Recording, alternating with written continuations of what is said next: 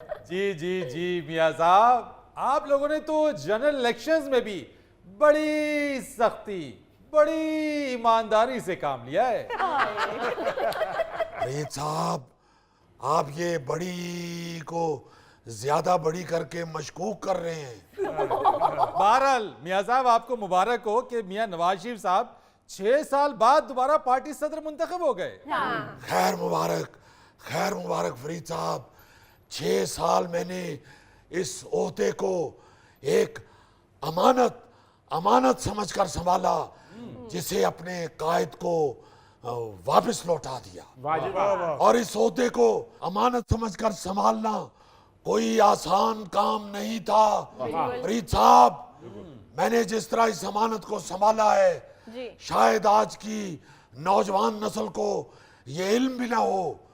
पुराने लोग जानते हैं कि अमानत को संभालने के लिए उसमें चूहे मार गोलियां भी रखनी पड़ती थी, उसमें फिनाइल की गोलियां भी रखनी पड़ती थी।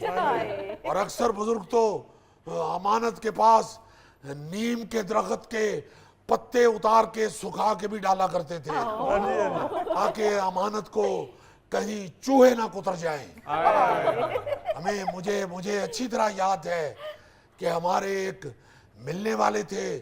उनके पास कोई उनका रिश्तेदार अपना पंखा अमानत के तौर पर रख गया।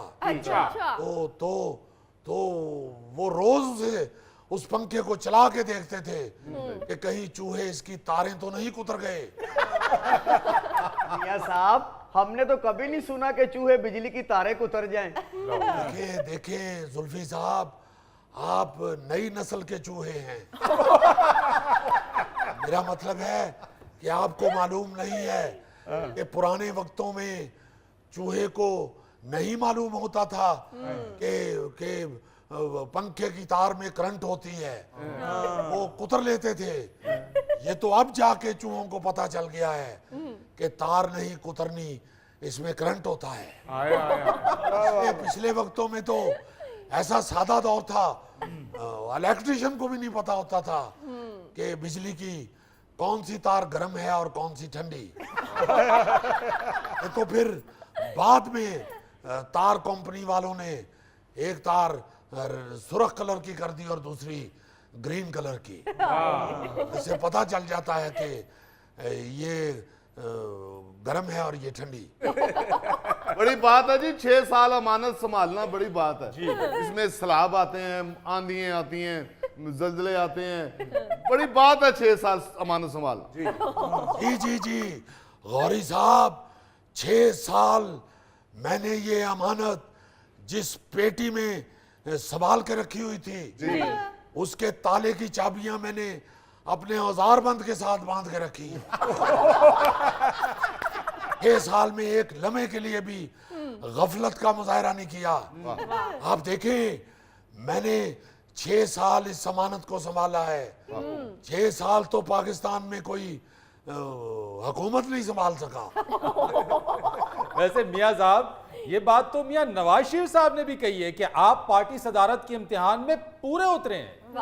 फरीद साहब, सिर्फ पूरा नहीं उतरा, बल्कि इस इम्तिहान में फर्स्ट डिवीजन हासिल की है। हालांकि बीच में कई लोग मेरे ईमान को कमजोर करने की कोशिश भी करते रहे हैं।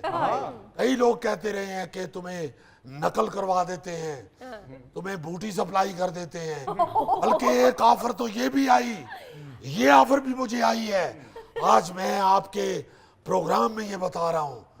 एक ऑफर ये भी आई कि तुम्हें दूसरे कमरे में बिठा के पूरा पेपर हल करवा देते हैं अगर मैंने इनकार किया। और इसीलिए मेरे अमानत वापस करने पर मुखालिफिन के मुंह काले हो गए, बल्कि पैर नीले हो गए। मियां साहब, ये हमेशा मुखालिफिन का मुंह काला ही क्यों होता है? चले, आपको जो कलर पसंद है आप वो कर लें।